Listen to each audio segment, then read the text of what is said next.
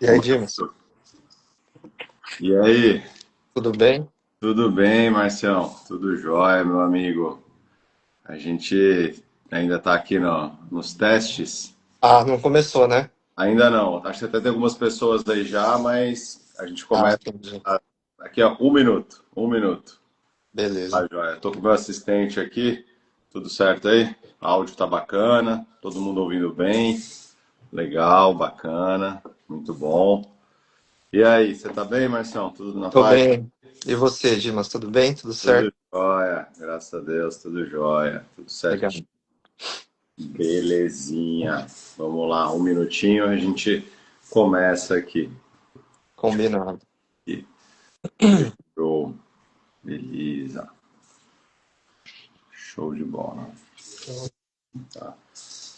Bom, a gente então vai começar a nossa Movie Live. É uma série de lives que estamos promovendo aqui na clínica, o IAT Caraguatatuba. E, assim, é uma clínica de ortopedia, mas o nosso comprometimento com a saúde dos nossos pacientes e da nossa sociedade em geral, a gente teve essa ideia de fazer essa série de lives com convidados da área da saúde e para discutir temas gerais, não só relacionados à ortopedia, não necessariamente só relacionados à área médica, tá? E hoje eu tenho aqui o grande prazer de receber o Dr. Márcio Taniguchi, que é um amigo, colega de trabalho. Já há alguns anos trabalhamos juntos aqui no Hospital Regional do Litoral Norte.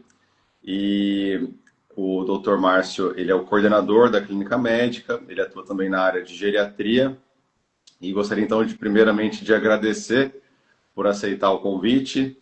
A gente vai discutir aqui um tema que é extremamente importante, que é a saúde da população mais idosa, né, que é o foco aí da geriatria.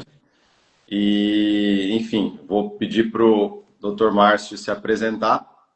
Agradeço também a todos os participantes, todos os nossos ouvintes. E, bom, Márcio, por favor, fale um pouquinho para a gente da sua carreira, fale um pouco de você, por que você escolheu a geriatria, o que é exatamente a geriatria, pode falar da sua carreira também como clínico. Por favor, Márcio, a palavra é tua. Boa noite, Dimas. Boa noite a todos e a todas. Agradecer muito esse convite, essa oportunidade para estar batendo um papo com vocês. Então, como o Dr. Dimas falou, né, eu sou o Dr. Márcio Taniguchi. Eu me formei em medicina em 2018 pela Faculdade de Medicina da USP, em São Paulo. Cheguei a passar um tempo na Faculdade de Medicina de Ribeirão Preto também. Depois atuei em vários setores, né? Em UBS, lá em São Paulo, pronto-socorro. E aí eu vim aqui para o Hospital Regional em 2020, né? Desde que iniciou o hospital, desde então venho fazendo parte da equipe de clínica médica do hospital. Nesse meio tempo eu fiz uma pós-graduação em geriatria no Hospital Sírio-Libanês, né, e aí eu estou atuando tanto, né, no hospital e quanto na saúde do idoso, né, desde então. Eu supervisiono a enfermaria de clínica médica lá no Hospital Regional e agora desde o começo do ano, junto com o Dr. Dimas, a gente somos professores da Faculdade de Medicina da Unital aqui de Caraguatatuba, com bastante orgulho. Perfeito, bem lembrado, nós também trabalhamos juntos ali, né, como Uhum. professores da Unital, é verdade. Primeiro de tudo, fala pra gente exatamente o que é a geriatria. Qual é o público-alvo? Obviamente é idoso, mas idoso é 60 anos, 65 anos, uma pessoa com 50 anos com muitas comorbidades já pode procurar um geriatra.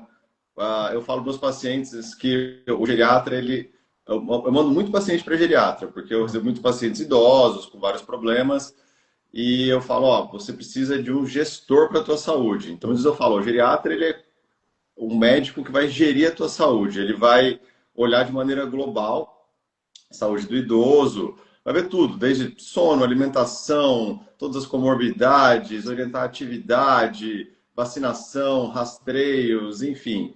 Então, assim, fala um pouquinho assim da atuação do geriatra e me tira essa dúvida. A partir de quantos anos é indicado que alguém procure um geriatra? Então, eu achei excelente esses pontos que você trouxe, né? Então, a geriatria no Brasil, ela trabalha com pacientes, né, com pessoas idosas acima de 60 anos, né? Outros países adotam o valor de corte de 65 anos, né? Mas como o Dr. Dimas falou, né, pacientes, né, que não chegaram aos 60 anos, mas têm problemas de saúde, doenças crônicas, eles podem também ser acompanhados por um profissional da geriatria, né? E como o Dr. Dimas falou, o profissional geriatra ele é um coordenador da saúde do idoso, né? Ele vai olhar o paciente idoso como um todo, né? Então, não só olhar apenas o coração, apenas o pulmão, apenas o diabetes. Ele vai trabalhar relacionando essas doenças, né? E porque a gente sabe que muitas medicações, por exemplo, embora elas tratem alguma doença, elas podem ter efeitos colaterais que levam a outros problemas. E aí a gente vai tendo uma coisa que a gente chama de cascata, né? Uma medicação, ela leva a um problema, um efeito colateral, e aí outra medicação vai tratar esse efeito colateral, que vai levar a outro efeito colateral, e por aí vai, né? Então tem essa atuação muito importante e também, né, no, na saúde global da pessoa idosa, como o sono, a cognição, extremamente importante, os problemas de memória que vêm aí aparecem, aumentam a frequência de acordo com a idade, as medicações, como eu falei, que mais? A mobilidade, extremamente importante, né? Que tem muita relação com a ortopedia. O IoT aí trata bastante desses problemas. E o controle das doenças crônicas também. Então, o idoso ele é um clínico, né? Que tem uma expertise, o profissional geriatra é um clínico que tem uma expertise para tratar o idoso como um todo. Não, perfeito. A saúde ela não pode ser tão segmentada, né? Então, por exemplo, o paciente me procura, eu vou fazer um tratamento, eu passo um remédio para dor. Óbvio que eu vou ver quais as comorbidades, mas isso pode ter um efeito colateral, pode interagir com alguma medicação que pode não ser muito do meu domínio. Ele pode começar a apresentar um outro sintoma e você, como geriatra, vai ter essa visão mais global, né? Perfeito. Então, fica a dica, eu recomendo realmente muito para os meus pacientes que, além das especialidades que eles seguem, o geriatra é ali o cara que às vezes vai botar a bola no chão, né, digamos, e falar, não, peraí, ó, segue por esse caminho, por esse, isso aqui está incompatível.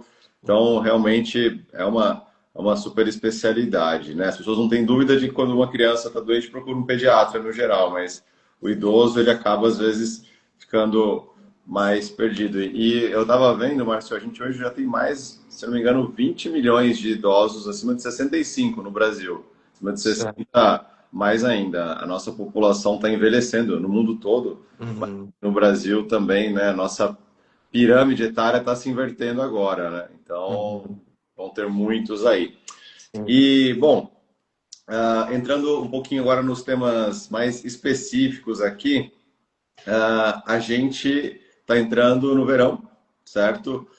E aqui em Caraguá, especificamente, né, a cidade que a gente atua, a gente tem uma população grande de idosos, uma cidade muito propensa a você aproveitar as áreas livres, né, no verão, mas a gente sabe que o verão também é uma época que as temperaturas mais altas, mais radiação, zoonoses, né, as doenças típicas do verão, etc.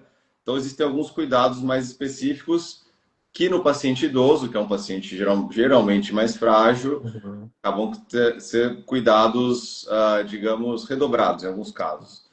Então, assim, vamos lá. Para a população idosa, aqui da nossa cidade, de lugares mais quentes. Por que que o idoso ele acaba eventualmente sofrendo mais no verão, Márcio? Hum. É uma ótima pergunta, né, Dimas?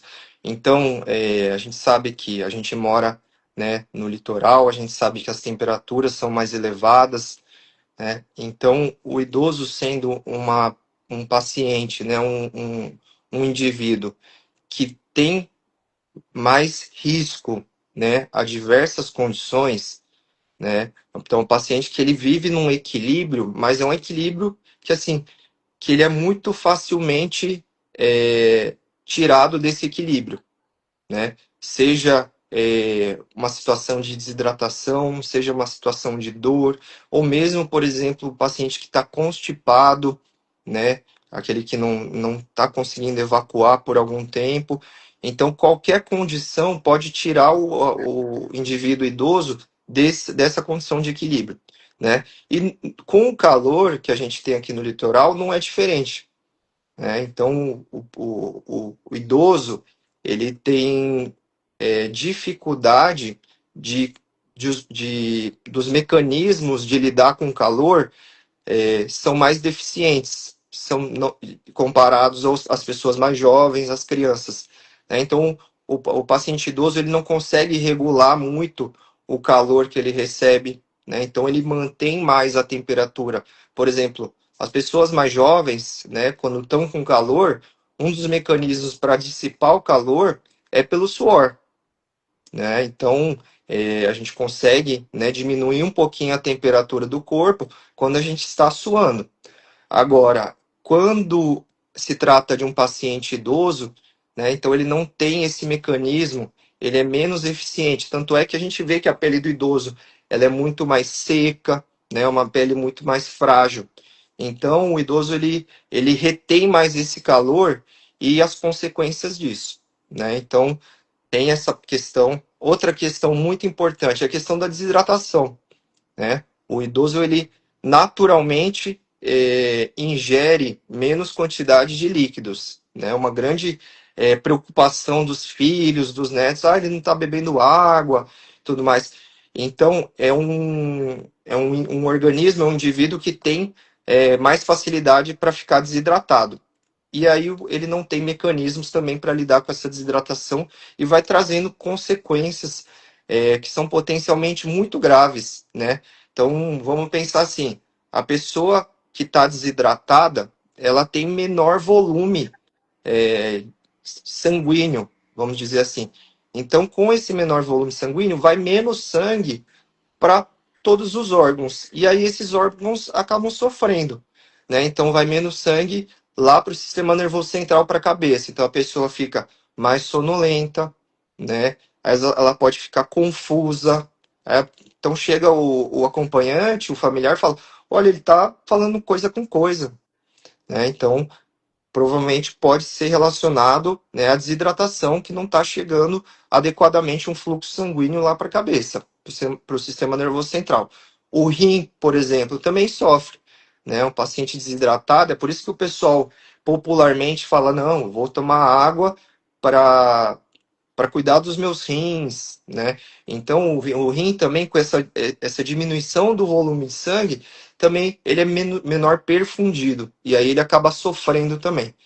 Então, são várias alterações, né, que o calor pode trazer, que podem ser muito deletérias para o paciente idoso. Perfeito. E você falou assim que alguns sinais, por exemplo, confusão, sonolência, prostração, que outros sinais você deixa de alerta aí para os idosos e para as pessoas que acompanham, né, os idosos, para eles falarem, opa, pode estar desidratado, pode estar sofrendo muito aí as consequências da temperatura elevada. O que que o pessoal tem que ficar atento e eventualmente procurar ajuda médica? Em se tratando Certo. especificamente de desidratação e problemas aí com a termorregulação do corpo. Uhum. Certo. Então, né? você está num dia muito quente, né? Que nós já sentimos muito calor. E aí você vê, né, que o seu familiar idoso, né? Então ele está mais sonolento, né? Ele está confuso, como a gente falou, tá queixando de tontura, né? Tem aquele pré-desmaio que a gente fala, né? Aquele escurecimento de vista. Que mais? O paciente que você vê que a urina dele está muito escura, muito concentrada, né? Então, mesmo você oferecendo mais água, ele não melhora, né, esse aspecto da urina. O paciente também pode ter uma pressão mais baixa, né? Então, vai medir a pressão do idoso. Ele está com uma pressão mais baixa, então também é um sinal de alerta, tá? Se tiver com um batimento cardíaco muito acelerado, também é importante ficar de olho. Então, dor no peito, falta de ar, até isso a desidratação pode provocar, tá? Então, em qualquer desses sinais de alerta, é muito importante procurar, né, um pronto-socorro, uma UPA, né, porque pode ter muita coisa por trás disso. Né? O idoso, ele tem poucos sintomas para coisas muito graves. Né? Então, qualquer mudança de comportamento, a gente tem que ficar muito de olho. Né? Então, é um idoso que ele tem a rotina dele e certo dia ele para de querer comer. Né? Ele tem a rotina dele, ele começa a ficar, não conseguir dormir à noite, né? Ele dorme muito de dia, não dorme à noite. Ele nunca fez isso. Aí ele começa a fazer isso, tá? Então, é muito importante. E outra coisa, né, pessoas idosas que fazem uso de algumas medicações. Então, principalmente medicações diuréticas, né? Então, uma pessoa que já está numa condição de desidratação.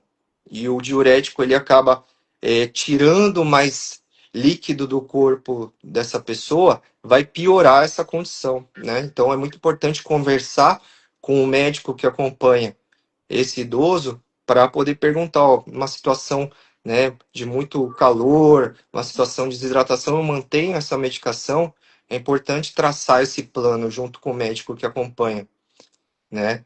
Então, que mais que a gente pode falar? Outra coisa, medicações antihipertensivas, né? Então, tá lá tomando sua losartana, sua hidroclorotiazida, um amlodipino, enalapril, e aí o paciente já está morrendo de calor, já está com a pressão baixa, e aí vai tomar mais uma medicação que vai abaixar a pressão. E aí, né, ele pode sentir um mal-estar e pode, inclusive, ter uma queda, né, que é uma coisa que a gente tem muito medo de que aconteça no idoso e vocês aí do IoT devem ver todos os dias isso acontecendo. Não, sem dúvida, sem dúvida. Acho que mais para frente aqui na live a gente vai abordar um pouquinho mais especificamente essa questão das quedas. E, assim, tem alguma recomendação da quantidade de água que a pessoa deve ingerir? Eu sei que tem pacientes que, por exemplo, tem um problema cardíaco, ele pode ter eventualmente uma restrição, ó, não pode tomar muito volume, tem Uhum. insuficiência cardíaca, enfim, um paciente com insuficiência renal, mas assim, tirando esses casos onde há uma indicação formal de você restringir a ingesta hídrica, de maneira geral, aquela regra dos 2 litros, que eu acho que é o que todo mundo, né, para um adulto toma, assim, isso vale também para o idoso, aumenta de fato a quantidade no verão que tem que ser ingerido. E também eu sei que tem alimentos, né, que são ricos, assim, mais ricos em água, enfim, alguma recomendação específica? Uhum.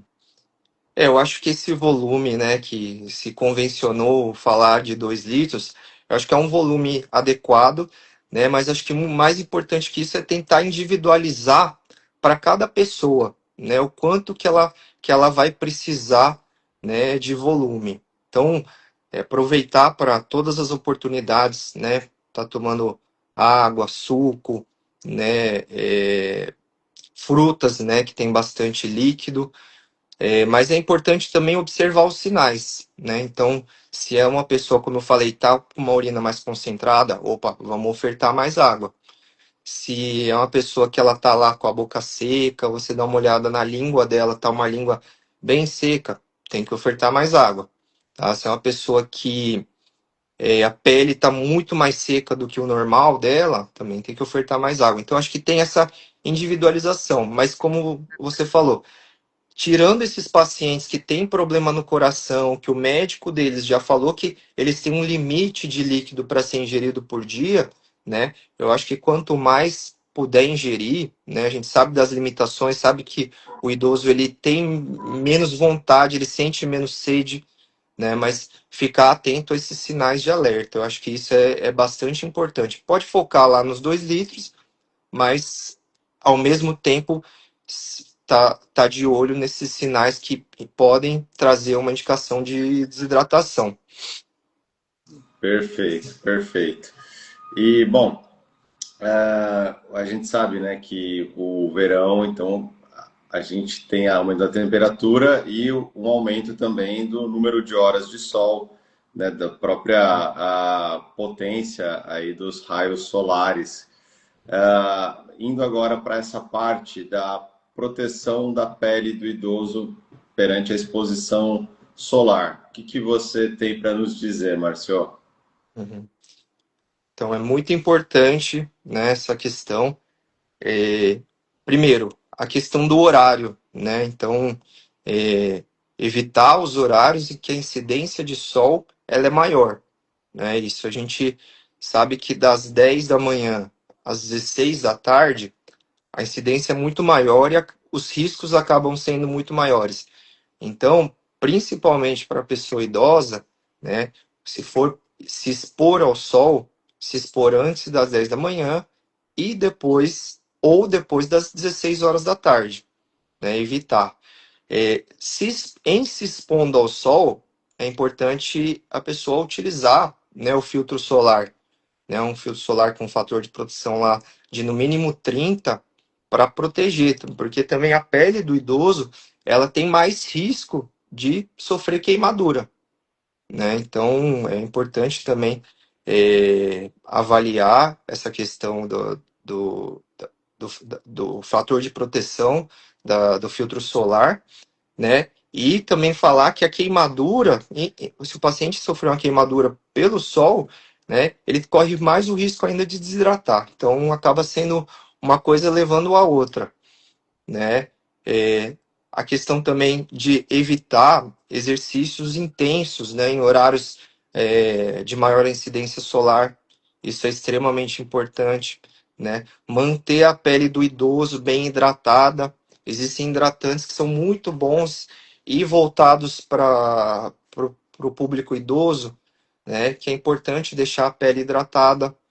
Então, acho que tem uma série de cuidados, né, que a gente pode, são cuidados simples, né, mas que se não forem feitos, eles podem trazer consequências muito deletérias. Aí, é, quando se pensaria que a pessoa iria aproveitar, né, o verão com a família, acaba, tendo problemas aí que acabam atrapalhando aí esse final de ano.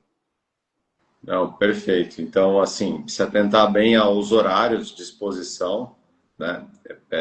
Evitar o sol do meio do dia, boné, roupas com fator de proteção solar, usar o protetor solar, então acima, fator no mínimo 30, certo? No caso de queimaduras, então tratar adequadamente. E é interessante também que o, o sol ele pode trazer os problemas agudos, com queimadura, insolação, piorar a Sim. desidratação, mas o idoso é justamente aquela pessoa que já se expôs ao sol durante mais anos. E a gente sabe que a radiação solar ela é cumulativa. Uhum. Isso então nos leva também a uma maior incidência de tumores de pele na população idosa, correto, Márcio? Isso, extremamente importante isso daí, né? Então, além das consequências agudas, né, da incidência solar sem proteção, em uma pele sem proteção, existem, né, aqueles problemas que vêm a longo prazo. incidência de câncer de pele no idoso é muito grande, né? Então, seja o melanoma, seja o CBC, que a gente fala, o carcinoma basocelular, ou o carcinoma espinocelular, tá? Então, é importante proteger essa pele, tá? E caso, né, a pessoa identifique lá lesões, pintas que mudam de aspecto, pintas que mudam de cor, lesões, machucados que não cicatrizam.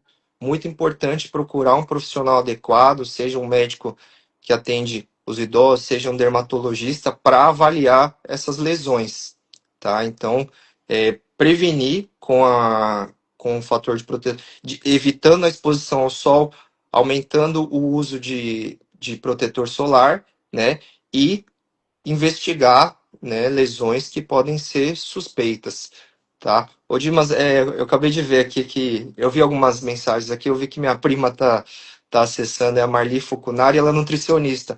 Ela até colocou aqui que eles recomendam 30 ml por quilo de peso de líquidos, né? Tá. Então, paciente médio aí de 70 quilos daria esses 2 litros que a gente estava falando. Sim, sim. Dá para fazer esse ajuste, certo? Dá para fazer isso aí. Perfeito. Boa observação da nutricionista, tá joia. E pessoal que está nos assistindo, podem mandar aí as perguntas, comentários, que nos últimos 10 minutos a gente vai reservar aí para essa interação maior com o público, tá? Por favor, mandem suas dúvidas, seus comentários, tá joia? Todos serão vistos no final. E, Márcio, você falou das questões das lesões de pele, que eventualmente pode ser uma lesão pré-maligna, pré-cancerígena, até um câncer mesmo. Mas muitas vezes não é, e a gente sabe que no verão existem doenças que podem acometer mais a pele. Na verdade, no verão acho que aumentam muito a incidência de doenças infecciosas no geral. Sim.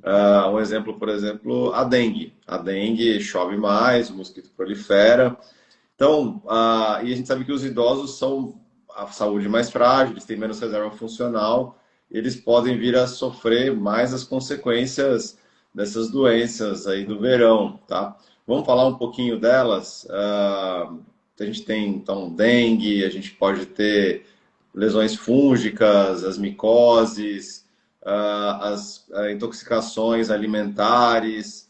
Vamos falar um pouquinho disso, algum cuidado específico, tá? Quer começar falando da dengue? Dengue no idoso? Vamos. Sim, sim. Então, né, falando da dengue, em períodos, né, de verão, de chuvas, né, e ainda mais aqui na nossa região, que ela tem uma alta incidência, né, de dengue, muito importante, assim, primeiro, né, prevenir, né, então fazer uso de repelentes, né, sair com repelente, talvez para aproveitar, né, e proteger tanto do calor quanto do mosquito da dengue, roupas, né, mais roupas largas, mas que cubram talvez os braços, as pernas, né, mais roupas frescas, e também se atentar aos sintomas, né? Então a gente sabe que o idoso, ele, como eu tinha falado, ele demonstra menos que ele está doente, né? Ele não se apresenta, as doenças não se apresentam nele como se apresentam no restante da população. Então, muito importante, né? A gente tem aqueles sintomas clássicos de dengue, que é a febre, embora o idoso não muitas vezes não faça febre, né? Aquela dor no corpo que a gente chama de mialgia, a dor nas articulações que a gente chama de artralgia, né? Dor no fundo do olho, dor de cabeça, né? Pode vir a ter eventualmente alterações de pele que a gente chama de petequias, né? Que são manchas na pele, e, né, em casos um pouco mais graves, pode até vir acompanhado de um sangramento nasal, um sangramento na gengiva.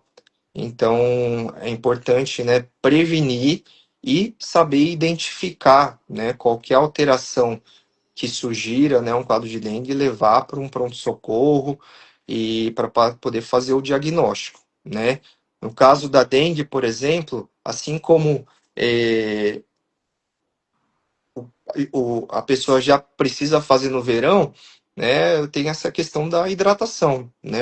O paciente que está com dengue, ele precisa receber uma hidratação aí volumosa, né? Então é importante também, né, em qualquer suspeita de dengue, é, iniciar uma hidratação, né, e procurar o pronto-socorro para poder diagnosticar e eventualmente tratar essa doença, né? Vale lembrar, talvez a gente converse um pouquinho disso mais para frente, exatamente, a Alessandra Faria acabou de falar aqui para a gente, a vacina contra a dengue, né?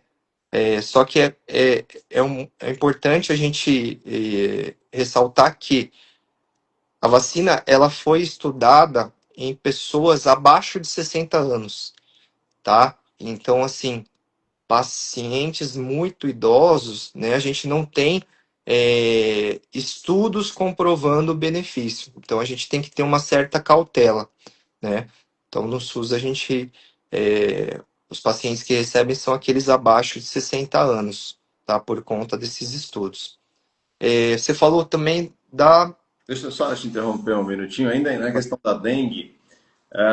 Nas clínicas privadas, talvez o SUS realmente não distribua para todas as idades. Eu tomei a vacina, mas foi numa clínica privada. Na época que eu tomei, para minha faixa etária, não tinha disponível no SUS. Eu acho que era só abaixo, se não me engano, de 15 anos. Tá, Mas eu não sei se pode ter mudado, mas de qualquer maneira, o paciente idoso que quer se vacinar, ele pode procurar uma clínica e se vacinar? Tem alguma contraindicação ou só os estudos não foram feitos com essa população como escopo principal? certo. Tem alguma contraindicação ou não? O idoso pode tomar a vacina contra a dengue? Eu acho que tem que ser muito discutido com o médico, né, que acompanha esse idoso. Porque, como, né, não foi uma população que foi estudada para a vacina, a gente não sabe, né, quais seriam, eventuais riscos a curto, médio e longo prazo, né? Eu acho que talvez pessoas que estão aí pouco acima dos 60 anos, 65, talvez não tenham tantos problemas, mas pessoas que a gente chama de idosos extremos, né, a gente não sabe, né, não tem como falar. Então, acho que é uma decisão que eu acho que precisa ser muito bem discutida com o médico que acompanha esse idoso. Perfeito, ver as comorbidades, ver os riscos. Isso, Perfeito, perfeito. Não dá para generalizar, né? generalizar, exatamente. Tem que tomar. Sim, sim, perfeito. E, bom, e aí eu te interrompi, mas você ia prosseguir falando, não sei se dengue ou se você ia falar de alguma outra Uhum. doença tropical, alguma outra doença do verão. Então, Dimas, no verão também tem a famosa, né, virose, que isso aí acaba tendo o potencial de acometer pessoas de qualquer idade, né? E a população idosa, né, é particularmente mais vulnerável, né, por conta do quê, né? O idoso ele tem, né, um sistema imune não tão eficiente quanto o da pessoa mais jovem. E se a pessoa tiver um quadro viral, uma diarreia, né, vômitos, ela tem uma maior chance, né, de ficar desidratada. Então, é muito importante se o paciente vir a ter esse quadro diarreico, né, garantir a hidratação desse idoso. Se não conseguir, né, por via oral, tem que levar esse idoso para um pronto-socorro para receber uma hidratação pela veia, né? Porque é aí que mora o risco. Porque a infecção em si, né? A maior parte dessas infecções são virais, né? Por isso que a gente chama de virose. Então, então em sendo virais, não tem um tratamento específico, não tem um remédio que vai combater esse vírus. Vai ser o sistema imune, né? Da própria pessoa que vai combater os vírus. Então, enquanto, né, o sistema imune está lá combatendo, a gente tem que garantir que a pessoa esteja adequadamente hidratada, é, ela tenha um suporte adequado, né? É diferente de uma infecção bacteriana, que é muito menos comum, mas pode acontecer, né? Então, a infecção bacteriana gastrointestinal, né, ela é um quadro que se apresenta muito mais grave, com febre, febre alta, né, uma dor abdominal mais importante. O paciente pode ter, né, lá nas fezes, na diarreia, presença de pus, presença de sangue, né? Aí são sinais de alerta, né, que podem sugerir uma infecção gastrointestinal bacteriana, que a pessoa aí precisaria receber um tratamento com antibióticos, tá? Então, mas o mais comum mesmo seria uma infecção causada por vírus. E aí também a prevenção é muito importante, né? De lavar os alimentos bem, né? Se for comer fora de casa, evitar alimentos crus, né? Lavar bem as mãos, tanto, né, a pessoa idosa quanto eventualmente o familiar que está auxiliando, ou a pessoa que está preparando a comida. Então, tem todos esses cuidados que são extremamente importantes. Não, perfeito. E todo mundo gosta de pegar uma praia, né? E alimentação de praia também, Isso. ou mesmo quem leva alguma coisa pronta, assim, tem que refrigerar bem, né? E se for comer alguma coisa fora, tentar escolher realmente coisas com melhor procedência, né? Sim. Perfeito, perfeito, perfeito, Márcio. E ainda em relação assim essas as doenças infecciosas no verão, né, em relação a doenças assim de pele, tá? Aumenta também, né? Imagino a questão de infecção fúngica na pele, roupa de banho molhada, isso aumenta também a demanda e a procura. Uhum. Isso. É, então, assim, em geral, fungo, ele gosta de quê? De ambiente quente e úmido.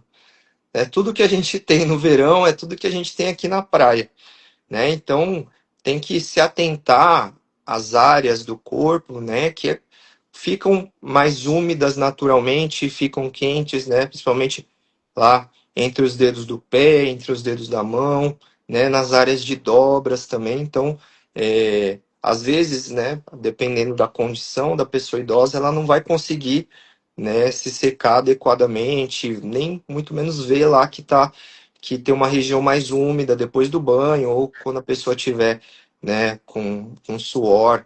Então, garantir que essas áreas estejam adequadamente secas, né, para prevenir esse tipo de infecção. Agora, se tiver, né, alguma área do corpo, da pele, que esteja apresentando uma coceira, tem lá uma lesão que as bordas são assim esbranquiçadas, né? Então, tem grandes chances de ser uma infecção fúngica e aí é importante procurar, né, um atendimento médico para ser adequadamente tratado, né? Mas extremamente importante evitar esse tipo de infecção, evitando lugares úmidos e quentes no corpo. Perfeito. E então, assim, acho que baseado em tudo que a gente conversou, a gente consegue responder uma pergunta, uma dúvida que talvez muita gente tenha, pessoas que têm os pais mais velhos, etc. Pô, o paciente, então, ou a pessoa mais idosa, ela pode ir à praia com segurança no verão? Sim, certo?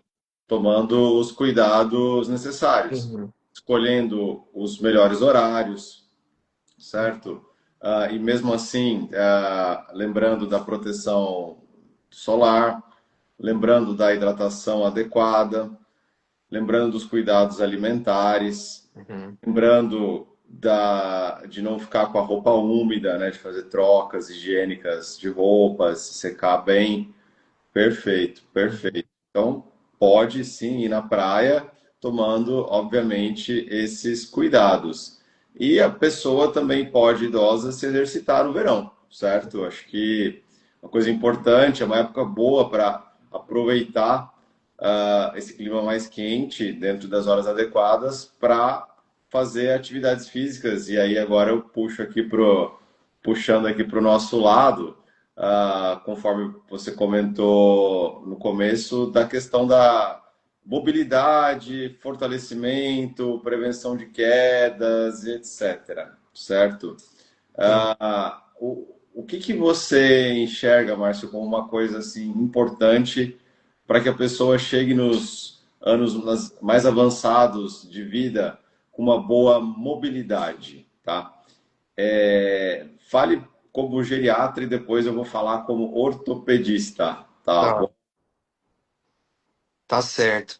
Então, gente, assim, acho que para começar esse tema, né, a gente pensar no que significa a mobilidade para uma pessoa idosa, né? Então, a pessoa poder se levantar da cadeira ou da cama, a pessoa poder andar, né? Isso significa o quê? Em última instância, significa autonomia para a pessoa, né? E eu acho que talvez a autonomia seja uma coisa extremamente cara a todos nós, né? A gente fala, né? Se eu envelhecer, eu não quero envelhecer de qualquer jeito.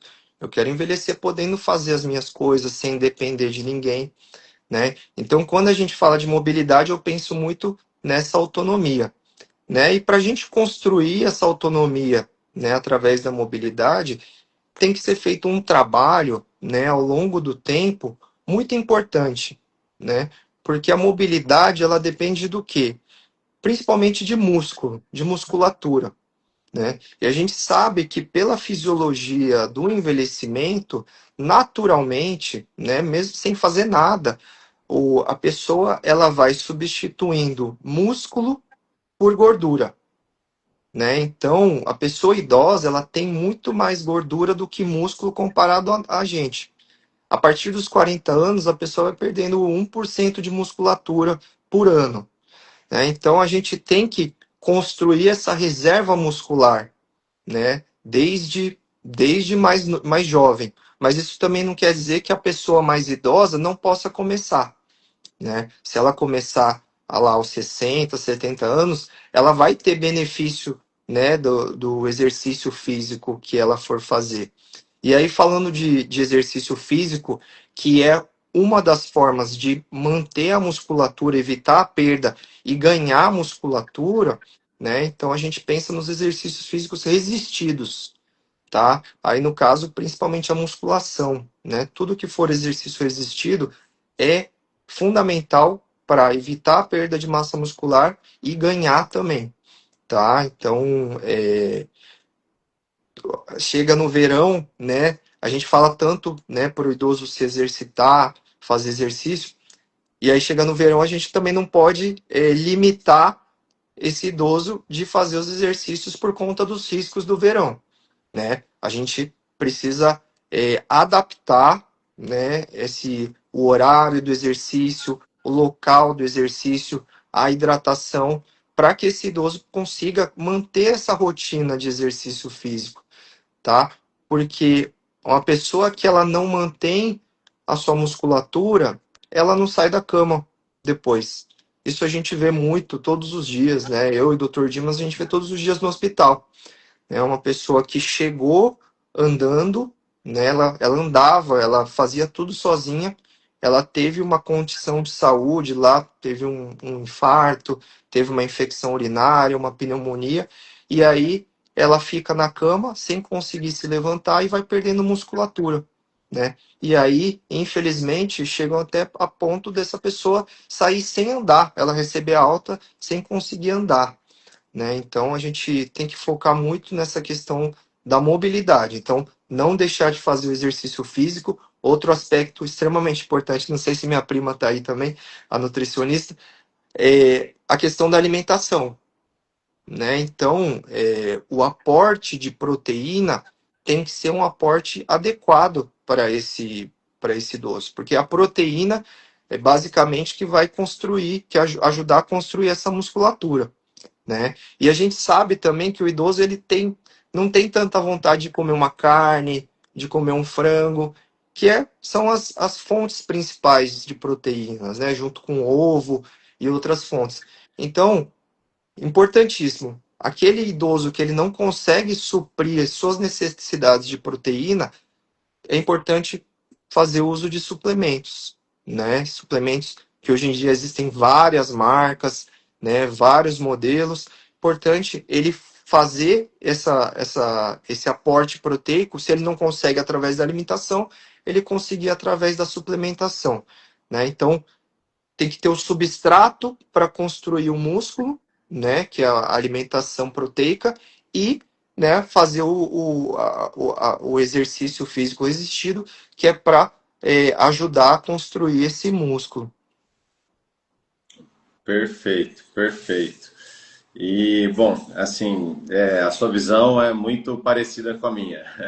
Mesmo a gente tendo especialidades diferentes, a gente enxerga da mesma maneira e eu acho que a musculação, os exercícios, né, que levam a fortalecimento muscular, eles são fundamentais, e quanto antes se começa, melhor, porque a gente vai fazendo a memória muscular, né? Você vai, falo para meus pacientes, o exercício, o ganho de massa muscular que você tem agora, eventualmente antes dos 30, dos 40 anos, é uma poupança, né, para o seu futuro, porque vai chegar uma época, e eu não sabia exatamente desse dado, mas a partir dos 40 anos, conforme você falou, a gente começa a perder em torno de 1% da nossa massa muscular ao ano, né? Então, enfim, e aí a gente vai entrando no quadro que a gente chama de sarcopenia, né? Que eu acho que depois de uma certa idade ainda, com a questão hormonal, na menopausa ou no homem na andropausa, se agrava mais rapidamente ainda. E tendo a musculatura mais fraca, além de chegar eventualmente num ponto extremo, conforme o Márcio falou, da pessoa às vezes perder quase toda a mobilidade, independência, mesmo quando ela ainda não perdeu, ela tendo menos massa muscular, ela vai ter mais dor muscular. Esse paciente, esse indivíduo vai ter mais dor nas articulações, porque ele tem uma articulação que já é mais desgastada, e a gente sabe que para as pessoas que têm artrose, de maneira geral, ter musculatura forte ajuda muito a melhorar a questão da dor, tá? Se você tem musculatura forte, você também sofre uma queda, por exemplo, você tem menos chance de ter uma fratura. Uhum. É claro que você precisa também ter o osso forte, mas se você tem ali um invólucro adequado para proteger esse osso, a chance de você ter uma fratura é menor, tá? E, enfim, então é extremamente importante. Vejo também que as pessoas que mantêm mais mobilidade, no geral, são aquelas que têm o peso adequado, o IMC adequado, né? Não está nem desnutrido e nem obeso, né? É aquela pessoa que tem as doenças crônicas controladas também, né? Tá, pressão arterial, diabetes, tiroide, enfim, todas as doenças sistêmicas aí bem controladas, tá? Então, essas pessoas realmente vão ter mais massa muscular, mais mobilidade, vão ter uma qualidade de vida mais adequada. E interessante a gente cair nessa questão, né, da massa muscular, da andropausa. Eu tenho visto muitos pacientes do sexo masculino Uhum. chegando numa determinada faixa etária e muitos abordam essa questão da sarcopenia, da queda da testosterona, e aí vem com assim questões sobre a reposição de testosterona, tá? Hoje em dia você tem visto isso também, Márcio, na sua prática? Alguma recomendação formal sobre quando de fato repor? Se tem que dosar no sangue ou se só pela sarcopenia? Qual é a visão da geriatria sobre a reposição da testosterona, Márcio? Essa questão da reposição da testosterona é uma questão bastante delicada, né? A gente vê que hoje em dia, né, seja as pessoas mais jovens, tanto homens quanto mulheres, quanto as pessoas mais velhas, fazendo esse tipo de reposição, esse uso dessas medicações, né, sem uma indicação formal, precisa do benefício, né? Então, assim, a gente indica, falando de homens idosos, né, a indicação de reposição hormonal, ela está relacionada, né, ao baixo nível de testosterona, tá? Que a gente chama de hipogonadismo, tá? Só que assim, A gente vê muitas pessoas dosando a testosterona e a testosterona tem um valor de referência lá de normalidade entre 200 e 700 e pouco. E aí a pessoa que está com 300, ela fala, pô, tá meio baixo, né? Eu vou ter que repor. Mas isso não é verdade, né? Então a pessoa lá que está com o valor de testosterona, que para mim é 300, pode ser similar ao seu, que é 600. Isso não quer dizer que você vai estar mais viril, você vai ter mais os efeitos da testosterona do que eu. Então, 300 para mim é o que o meu corpo precisa. E talvez 600 para você é o que seu corpo precisa. Agora, se a pessoa tem um valor abaixo da referência, lá, por exemplo, 100, 150, repetiu o exame e manteve esse valor, aí a pessoa tem uma indicação clara, né, de, de repor esse hormônio, essa testosterona. Por quê? Porque senão ela vai ter as complicações relacionadas, né? Massa falta de massa muscular, né? Perda de. No caso do idoso, não faz tanto sentido, mas no caso do homem jovem, né? Infertilidade. Né? Então, é muito importante não banalizar esse tipo de reposição, né? Que a gente vê que hoje em dia ele tá muito banalizado. Né? Então, paciente que tem hipogonadismo, que é a testosterona abaixo do valor de referência, esse é o paciente que tem indicação. E tomar muito cuidado, porque às vezes é uma pessoa que está repondo a testosterona e ela já tem um câncer de próstata. Né? Ou seja, você vai estar dando alimento para esse câncer, né? Porque um dos tratamentos do câncer de próstata é exatamente bloquear a ação da testosterona. Então, se você está tomando testosterona, você está com um câncer de próstata, você tem um risco aumentado porque o seu pai e seu avô tiveram, né? Você vai estar sob esse risco, né? De ter um câncer de próstata, ou se você já tiver, né? Um caso de um paciente mais idoso que tem maior prevalência, você vai, né? Tá acelerando, né? O desenvolvimento e o crescimento desse câncer. Então, é um tema muito delicado, tem que discutir, né? O uso com o médico que acompanha, de preferência um urologista, né, para fazer esse tipo de reposição, né? Porque os benefícios são claros, as pessoas gostam do benefício. A pessoa que toma a reposição, ela fica mais forte, né? Ela tem menos porcentagem de gordura, ela tem mais energia, mas será que valeria as consequências dessa reposição? Essa semana mesmo a gente recebeu um paciente de 32 anos que faz uso há 6 anos de testosterona e teve um infarto e está com o coração, né, com as consequências desse infarto. Né? Então tem que colocar muito bem na balança e, e evitar de, né, tomar por qualquer motivo. Não, perfeito. E você falou, né, esse paciente aí jovem que infartou, é uma pena, ele realmente fez um uso, a princípio, bem abusivo. E no paciente idoso, eu percebo assim, o cuidado é maior ainda porque esses pacientes eles têm uma reserva fisiológica, né, também menor. E muitas vezes eles não dão sinais claros de que algo muito errado está acontecendo, até de fato as coisas saírem totalmente do controle, né? Por exemplo, uma infecção de urina, muitas vezes vai passando assintomático, assintomático, até que eventualmente ele já chegue num quadro mais grave, uma pielonefrite, enfim, realmente tem que ficar muito atento aí a pequenas mudanças, né, no que é o basal do idoso, Uhum. e nós como médicos e, enfim, todos que de alguma maneira estão em contato com a saúde desse idoso, pensar muito bem antes de cada medicação ou cada recomendação, porque tudo, né, pode ter aí suas consequências, até mesmo, por exemplo, uma vacinação num paciente mais idoso, ou uma reposição hormonal, tudo isso Uhum. tem que ser visto com muito mais cautela. Sim. Legal, Marcio, Uhum. obrigado aí pelo bate-papo. A gente agora está chegando aqui nos minutos finais já da live, passou muito rápido. Uhum. Eu vou olhar aqui as perguntas, tá?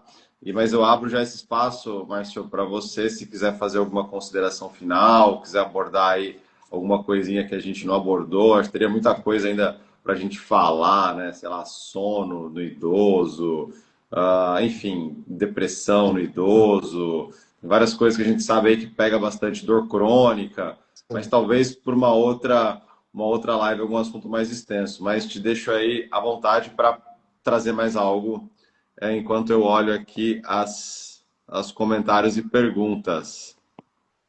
Então, pessoal, acho que é um tema muito extenso, né? Cada questão que a gente fala insônia, né, fratura, queda, é um capítulo à parte, né, na saúde do idoso. É muito importante a gente ter profissionais, né, de saúde que tem esse olhar, né, para o idoso, porque é totalmente diferente você cuidar de um adulto e de você cuidar de um idoso. Né? A gente tem que saber as particularidades de como esse idoso envelhece e como as patologias se apresentam nesse tipo de paciente. Né? A gente vê que tem alguns estudantes de medicina aqui, profissionais de saúde, então é muito importante todo mundo ter esse olhar, né? E a população geral, né, buscar um cuidado especializado, né? Porque se a gente tratar o idoso como a gente trata um adulto, a gente pode, né, querendo fazer o bem, acabar não fazendo tão bem por conta, né, das particularidades desse público, né? Então acho que é extremamente importante ter esse tipo de discussão, trazer informações importantes para o público, né? E que a gente cada vez mais vai estar lidando com pessoas idosas, familiares, e a gente precisa, né, poder dar o suporte adequado, né, para essas pessoas que são tão especiais nas nossas vidas também, né? Perfeito, perfeito. Ó, um comentário aqui interessante da Alessandra. A maioria dos idosos não aceita água facilmente. Como melhorar essa oferta? E eu vejo mesmo, a gente tem muitos pacientes ali, eles desidratam na enfermaria ali, sob os nossos cuidados.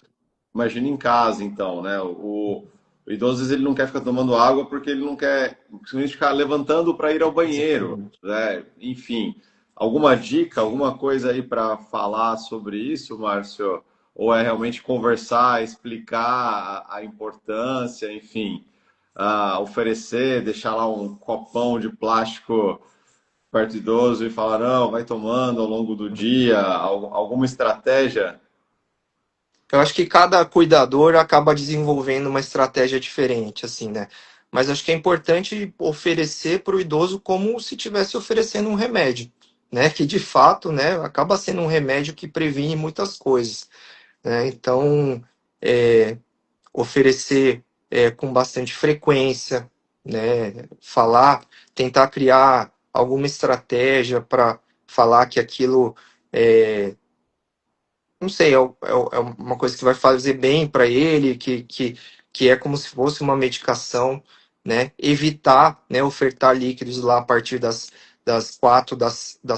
6 da tarde, né? Para evitar que o idoso fique levantando à noite para ir no banheiro, né? Mas é difícil mesmo, não é uma tarefa fácil ofertar água para os idosos, mas tem que ir criando estratégias e, claro, né, às vezes acaba perdendo a paciência, evitar que perder a paciência, assim, porque a gente sabe que eles não têm sede, eles não têm vontade de tomar. Às vezes trazer um suco, né, um líquido de outra cor, uma coisa que ele goste, né, às vezes oferecer sopa, né, que acaba sendo bastante líquido. Tem que criar alguma estratégia aí de acordo com as coisas que o idoso gosta. Não, perfeito. E inclusive essa questão, né, de evitar realmente, então, nas horas próximas ao sono, ficar ofertando água, porque o idoso ele tem a mobilidade reduzida, aí à noite ele acorda, ele não quer incomodar ninguém, ele tenta ir no banheiro sozinho e ele cai. E aí também para quem, né, tem aí os idosos, para os idosos, para quem cuida dos idosos, ficar muito atento a, bom, beleza, ele vai tomar água, ele vai obviamente precisar ir ao banheiro, então vamos limpar esse caminho que ele faz até o banheiro. Não vamos deixar cortina, não vamos deixar tapete, vamos colocar barras no caminho, enfim, incentivar o idoso a usar o andador, né, prevenir a queda, Uhum. porque Enfim, isso são coisas que acontecem e a maioria das quedas e as fraturas do fémur acontecem em casa, né? É o que a Uhum. gente vê, tá? E infelizmente, assim, a gente vê que muitos pacientes que a queda acaba representando o início do fim da vida do idoso, né? Por isso que a gente é muito, é, a gente tem muito medo de queda, a gente quer evitar a qualquer preço por conta disso, né? Acaba a queda em si acaba trazendo consequências, descompensando coisas que acabam, né, deixando o idoso mais fragilizado. Sim, a gente na ortopedia, né, a gente sabe que uma grande porcentagem dos idosos que têm fraturas do quadril vão morrer em até um ano. Não em decorrência exatamente da fratura, da cirurgia, da internação. Eles vão ter a alta, mas depois eles muitas vezes entram em declínio funcional, descompensa outras doenças. Em alguns tipos de fratura, dependendo da faixa etária, a gente chega a quase 50% de óbito em um ano, né? Pacientes muito idosos, com fraturas transtrocantéricas. Então, realmente, ficar aí muito atento. Uma outra pergunta aqui, da Alessandra. Existem medicações comprovadamente eficazes, seguras para aumentar a imunidade do idoso? É, Alessandra, sendo assim bem curto, não tem nenhum tipo de medicação que aumentam a imunidade, né? A gente sabe que a imunidade ela tem é, ela é não produzida, né? Mas ela é influenciada por vários fatores, né? Que são principalmente a alimentação, né? Uma boa noite de sono, o, atividade física, né? O controle das comorbidades, controle do diabetes, controle da pressão, controle do colesterol, não fumar, evitar bebida alcoólica, são coisas simples, né, que isso de fato afeta a imunidade, mas uma medicação não existe nada comprovadamente científico, tá? Então a gente tem que tomar muito cuidado, porque às vezes, né, a gente vê orientação de tomar vitamina tal, como se fosse um elixir da imunidade, mas que na verdade acaba sendo, né, só um gasto a mais de dinheiro, colocar uma esperança numa medicação que não vai trazer isso, né? Então é muito mais ter esse estilo de vida mais saudável, controlar bem os vícios, as comorbidades, do que tomar uma única medicação que vai deixar a pessoa mais forte para aguentar infecções ou qualquer outro tipo de coisa que afete a imunidade. Não, perfeito. Márcio, nosso tempo chegou ao fim. Agradeço aí a todos os que nos acompanharam até aqui. Os comentários, muitos parabéns, tá? Alunos, colegas, familiares, pacientes, todos aqui. É um grande prazer estar aqui com vocês. Agradeço muito ao Dr. Márcio por aceitar o nosso convite, tá? Ano que vem, Márcio, no inverno a gente faz uma outra. Mas Boa, cuidados no inverno, fala a da gente muda o foco. gripe, enfim, tem muita coisa para falar. Tem outras Tem perguntas muita que coisa. foram surgindo aqui que a gente não vai ter como abordar Né? exatamente agora, mas podem mandar mensagem aqui para o Instagram da clínica, o meu Instagram, tá? Doutor Dimas Terra, o Instagram do Márcio. Quer Uhum. colocar o seu Insta aí, Márcio? O O pessoal sabe meu, também. o meu é @mataniguchi, no sobrenome. Ah, Ele... pode ficar à vontade para mandar mensagem, pergunta. A gente pode bater um papo lá também. Isso aí. E essa live vai ficar gravado depois, quem quiser assistir. Também está fazendo um canal no YouTube, tá? Colocando esse conteúdo lá. E é isso aí, gente. Boa noite. Agradeço muito. Até a próxima. Obrigado a todos. Obrigado, doutor Dimas, pela oportunidade, pela parceria e pela amizade. Tá? Obrigado a Valeu. todos. Igualmente, Marcião. Forte abraço. Abraço, boa noite. Tchau, tchau. Tchau.